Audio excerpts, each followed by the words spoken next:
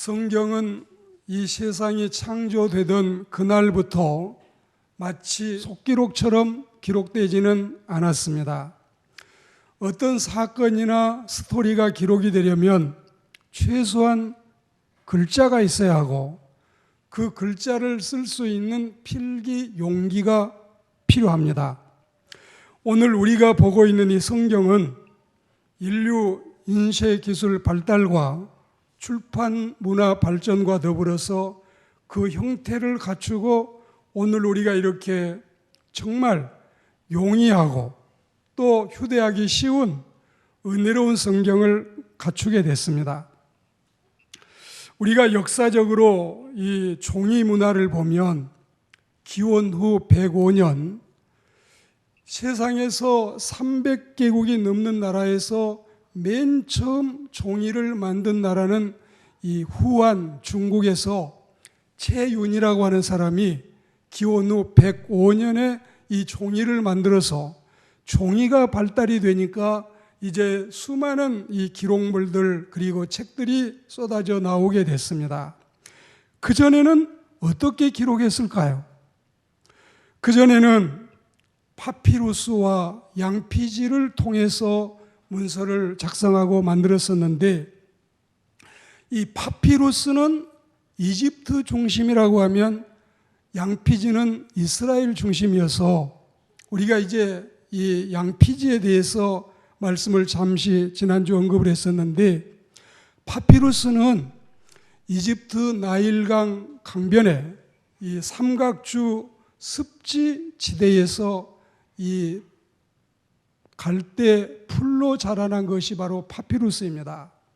이게 이제 자라나면은 크게 자란 것은 4m, 5m까지 자라는데 이걸 줄기를 가지고 그물도 만들고 그리고 또 샌달도 만들고 바구니도 만들고 그리고 이런 것들을 가지고 종이를 만들어서 이게 이제 파피루스가 됐습니다. 그러니까 파피루스를 전 세계적으로 이집트만 생산을 해서 이걸 국가적인 사업으로 만들어서 외국에 수출을 했는데 이걸 수입해 가지고 이스라엘 사람들도 성경을 기록할 때 사용을 했습니다. 그런데 이 사람들이 어떤 생각을 가지고 우리가 이 파피루스를 많이 수출을 하다 보면은 우리나라의 알렉산드리아 도서관을 능가하는 저 사람들에게 더 좋은 것을 제공하는 길이 될 수 있다. 이제 이 수출을 중단하자. 그리고 이집트에서 파피루스 수출을 중단을 하다 보니까 이스라엘에서는 파피루스 수입을 못하게 된 거예요. 그래서 대용으로 파피루스 대용으로 하나님의 백성들이 양이나 염소나 송아지를 제물로 바치는데 이 제물들을 받을 때 이 짐승의 가죽을 벗겨서 이걸 여러분 납작하게 펴가지고 양피지를 만들어서 여기에 성경을 기록하게 됐습니다. 파피루스는 가볍고 가격도 싸고 그리고 휴대도 용이했는데 오래 보존하기가 힘들고 또 이 약함이 있어서 굉장히 장기 보존에는 난점이 있었습니다. 그런데 양피지는 견고하고 보존성도 뛰어나는데 양이 많지를 않고 중량도 무겁고 부피도 커서 이것이 많이 보고화되지는 아니했습니다. 그러니까 중요한 것은 맨 처음에는 이 파피루스는 3,500년 전에 미라에서도 발견이 될 만큼 오래됐는데 이게 이제 수입이 중단이 되니까 양피지를 통해서 성경을 기록해 오다가 이제 종이 문화가 발전돼서 우리가 가지고 있는 성경이 우리에게 주어진 것입니다. 물론 파피루스가 약하다고 하지만 1947년 쿰란 동굴에서 오래된 성경이 발견됐을 때 거기에서 파피루스도 양피지도 다 나왔었는데 다행히 하나님의 은혜로 이 동굴 속에 있었지만 적절하게 바람이 들어와서 잘 이 융화를 시킴으로써 오래된 성경이 상하지 않고 오늘 우리에게 이 성경의 원본 중에 가장 가까운 이 사본을 보여주는 이런 일들을 우리가 보고 있습니다. 수많은 세계 고고학자들의 이목이 1947년 쿰난 동굴에서 발견된 그 가장 세상에서 오래된 사본, 성경의 이목이 집중됐는데 우리가 가지고 있는 이 성경과 1.1획도 틀리지 않는 이런 은혜로운 성경을 우리가 확인하게 됐습니다. 우리는 성경에 무지해서는 안 된다. 성경 말씀을 몰라서는 안 되고 성경을 잘 알아야 된다. 그리고 주일날은 성경 잔칫날이고 성경을 가장 은혜스럽게 듣는 복된 날이라고 말씀을 드렸습니다. 그리고 성경을 읽을 때, 우리가 이 성경을 읽을 때에 또 성경을 들을 때, 성경을 깨달을 때에 우리의 마음이 뜨거워지는 역사를 성령께서 허락하심을 믿습니다. 예수님이 부활하시고 이 엠마오에 가는 길에 두 제자가 길을 가다가 부활하신 예수님을 만나서 세 사람이 대화를 하는데 이 도대체 무슨 이야기를 하고 가는 길이냐? 아니, 당신은 몰라서 묻습니까? 지금 이 나라에서 벌어지고 있는 이 엄청난 일을 당신이 모르신단 말입니까? 도대체 무슨 일인데요? 예수님이 부활하셨다고 하시잖아요. 그러면서 주인공인 예수님을 놓고 예수님을 핀잔하면서 예수님의 부활에 대해서 이 자신들은 믿음 반, 의심 반, 궁금증을 가지고 이야기를 할 때 예수님이 성경을 풀어주시고, 그럴 때 그들의 마음이 뜨거워지면서 하나님의 진리를 깨닫게 되는 대목입니다. 물론 예수님은 그들과 끝까지 동행하지 아니하시고 중간에 사라지셨지만 그들은 예수님과 함께 이 여인숙에 들어가서 음식을 나누는 그 시간, 또 하나님의 말씀을 듣는 시간에 성경을 통해서 가슴이 뜨거워지는 이런 하나님의 은혜를 체험했습니다. 신앙생활은 머리는 이성적이어야 되고 가슴은 뜨거워야 됩니다. 신앙에는 뜨거움이 없으면 메마른 사막과 같습니다. 여러분이 말씀을 들으면 이 말씀 속에서 뜨거움을 느끼는 정말 불같은 하나님의 성령을 경험하는 역사가 있기를 주의 이름으로 권면합니다. 성경 말씀을 들으면 눈에서는 눈물이 나오고 입에서는 아멘이 나오고 가슴은 뜨거워져야 돼요. 새벽 기도의 기도 제목 가운데 뜨겁게 하나님을 사랑하고 뜨겁게 양들을 사랑하고 뜨겁게 사명을 감당하고 그리고 축복의 통로가 되고 행복한 사명자가 되기를 원하는 기도의 제목을 우리는 주님께 올리고 있습니다. 모든 신앙의 열정이 필요해요. 책을 읽으면서 제가 이런 이야기를 읽었네요. 여행은 가슴이 뜨거울 때 가야지 발이 떨릴 때 가서는 안 된다.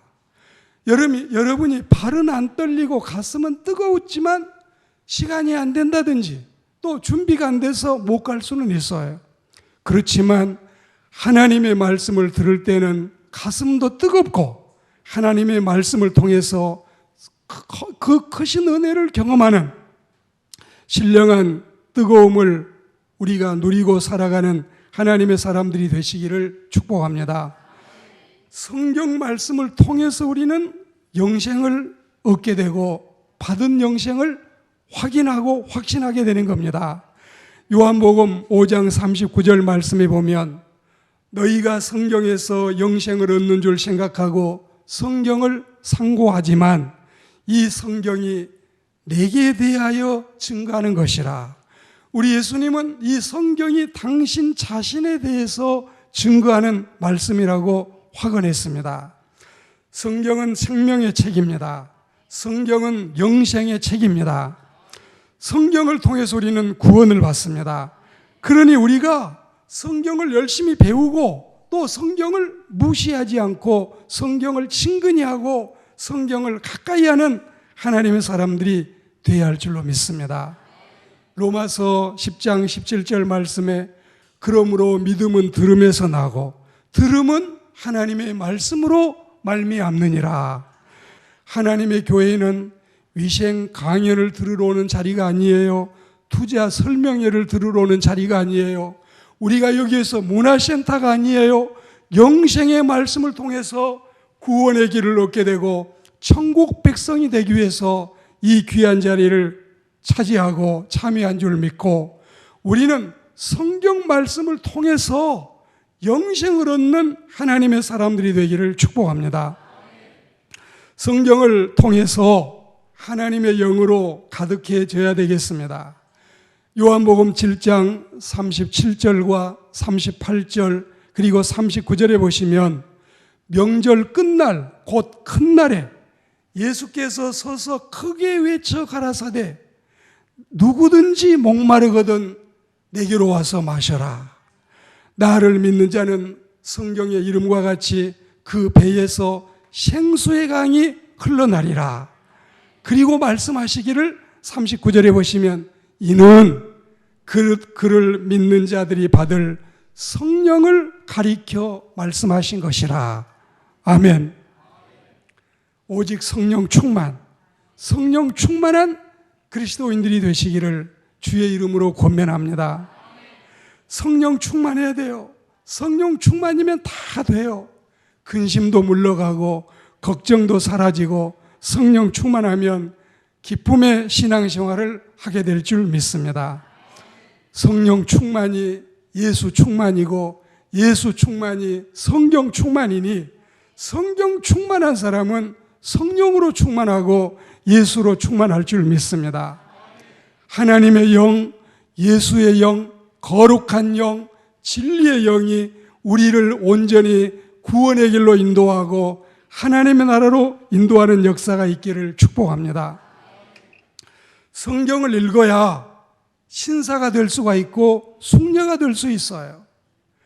바이킹 해적 때 영국 사람들이 성경 때문에 신사나라가 됐지요. 아프리카에 성경이 들어가니까 그 부족이 신앙 부족이 되고 하나님의 백성들이 됐습니다. 베레아 사람들은 데살로니가에 있는 사람들보다 더 신사적이어서 성경 말씀을 간절한 마음으로 받고 이것이 그러한가 하여 날마다 성경을 상고했다. 성경을 우리가 듣고 상고하고 공부하고 배울 때에 신사적인 숙녀적인 그리스도인들이 될 줄을 믿습니다. 우리는 이 링컨이라고 하는 사람이 그 사람이 쓴 책의 일부를 좀 소개해서 여러분이 듣도록 하고 싶은데, 이 링컨이 쓴 책에 이렇게 썼습니다. 그곳은 숲속에 아직도 많은 곰이며 다른 짐승들이 살고 있는 미개한 땅이었다. 나는 거기서 성장했다. 학교라고 불리우는 곳도 몇 곳 있었지만 그러나 그 학교의 교사는 읽고 쓰고 주판을 다룰 줄 아는 것 외에는 가르치지도 않았고 우리에게는 그것도 필요 없었다. 나는 아는 것이라곤 별로 없었다. 나는 어떻게 해서 읽고 쓰고 곱셈 나눗셈 정도만 할 줄 알았지만 그것이 다였다. 나는 그 이후에는 학교를 다닌 적이 없다. 그때 받은 교육을 기초로 다소 학력이 진보되기는 했지만 그것은 내가 필요해서 그때그때 알아낸 것들이다. 그리고 여러분, 링컨은 5년 어간에 걸쳐서 산발적으로 5학교를 다닌 적이 있습니다. 2번은 켄터키에서 3번은 인디애나에서 학교를 다녔는데 너무 짧은 기간이어서 5군데에서 5년 동안 다닌 학교를 모두 다 합쳐도 12달밖에 되지 않습니다. 그는 스스로 배우고 스스로 습득하고 성경 때문에, 순전히 성경 때문에 그 훌륭한 예수님 다음으로 존경받는 미국 16대 대통령이 되었습니다. 이렇게 링컨이 가난한 오막살이 집에서 태어나서 공부하지 못하고 성경만 읽고 있는 동안에 이 같은 날 생일을 갖고 태어난 찰스 다윈은 부유한 의사의 집안에서 정말 유아교육도 얼마나 잘 받았겠습니까? 초등학교도 아마 사립 명문에 갔겠지요. 중학교, 고등학교도 제일 좋은 데 갔겠지요. 나중에 아버지는 자신의 의사의 이 업을 아들에게도 물리고 싶어서 에딘버러 대학교 의과에 입학을 시켰습니다. 그런데 이 의사라고 하는 일도 그래요. 피를 보아야 하니까 의사를 하자면은 외과 의사가 굳이 아니라도 늘 이 환자를 다루고 피를 보아야 하니까 도저히 찰스 다윈은 그게 자기 체질에 맞지 아니했습니다. 그래서 아버지가 당시 성공회가 영국 국교이니까 우리 아들이 성공의 훌륭한 신부님이 되기를 바라서, 지금 우리로 하자면 이 목사가 되기를 바라서 케임브리지 대학교의 신학과에 또 학교를 보냈습니다.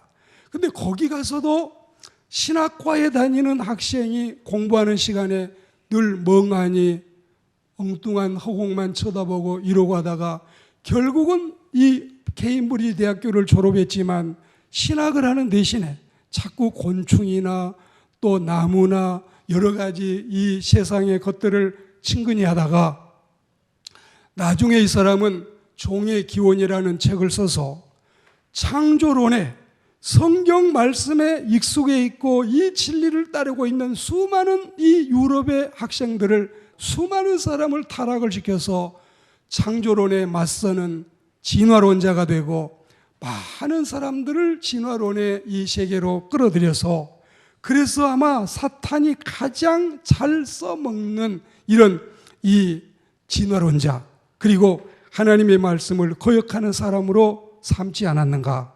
이 두 사람을 비교해 보십시오. 우리는 예수님께서 베들레헴에서 유치원을 다녔다고 들어보셨나요? 예수님이 베들레헴 초등학교를 다니셨을까요? 예수님이 나사렛 중학교 출신일까요? 예수님이 갈릴리 고등학교를 나왔을까요? 예수님이 히브리 대학교를 나왔을까요?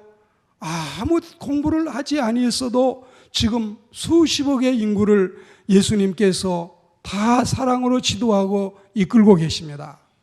우리는 물론 이 아브라함 링컨과 찰스 다윈을 비교를 하면은 이 찰스 다윈이 20년 이상 공부하는 동안에 아브라함 링컨은 불과 12달밖에 공부하지 못했지만 공부를 잘해서 훌륭하게 사회에 공헌하는 사람도 있는가 하면, 잘못 공부하면, 잘못되면 공부하지 못한 사람보다 더 고동사기나 치고 더 잘못된 학설이나 만들어서 수많은 사람을 옳지 않는 길로 이끌 수 있다는 사실을 생각하면 하나님의 말씀은 정말 공부하지 못한 사람도 얼마든지 훌륭하게 일으켜 세울 수 있다는 사실을 우리는 알고 있습니다. 신자는 성경을 알아야 실력 있는 신앙인이 될 줄 믿습니다. 신자는 성경을 알아야 신사적인, 숙려적인 신앙인이 될 수 있음을 믿습니다. 우리는 성경에 능해야 되겠습니다. 우리가 성경에 무지해서는 안 되겠습니다. 우리는 성경으로 승부를 걸어서 성경을 통해서 확신 있는 그리스도인, 성경을 통해서 바른 믿음의 사람이 되기를 축복합니다. 성경을 읽으면 베드로전서 2장 6절 말씀에 보면 부끄러움을 당하지 않습니다. 성경에 기록되기를 보라, 네가 택한 보배롭고 모퉁이 돌을 시온에 두노니 그를 믿는 자는 부끄러움을 당하지 아니하리라. 믿는 자는 부끄러움을 당하지 않는다. 우리 인간이 언제 부끄러움을 당할까요? 언제 수치를 당할까요? 은밀한 생활이 탄로 났을 때, 숨겨놓은 죄가 드러났을 때, 교양 없는 행동을 했을 때, 어리석게 살았을 때, 약속을 지키지 않을 때, 법을 어겼을 때 부끄러움을 당하겠지요. 그러나 예수 믿는 그리스도인들은 하나님의 성경을 믿고 진리를 깨닫게 되면 부끄러운 과거를 버리게 되지요. 부끄러운 죄를 청산하고 용서받게 되지요. 바른 믿음으로 신실한 삶을 살게 되지요. 부끄러움을 당할 일이 없지요. 하나님을 믿는 그리스도인들은 부끄러움을 당하지 않는 성경 말씀을 통해서 택하신 족속이 되고 왕 같은 제사장이 되고 거룩한 나라가 되고 하나님의 소유된 백성이 되기를 축복합니다. 하나님의 말씀은 살아있어요. 그리고 생기가 있고 활력이 있고 능력이 있어요. 혼과 영과 골수와 관절을 찔러 쪼개며 사람을 사람답게, 인간을 인간답게, 신자를 신자답게 하는 그 능력이 성경에 있음을 믿습니다. 부끄러움이 웬 말이에요? 부끄러움은 고사하고 영광스럽고 자랑스러운 하나님의 자녀, 어린 양의 신부가 아니겠습니까? 우리를 어두운 데서 불러내어 그의 기이한 빛에 들어가게 하신 하나님의 아름다운 선포를 우리가 주님께 찬미하고 감사하는 그리스도인들이 되기를 축복합니다.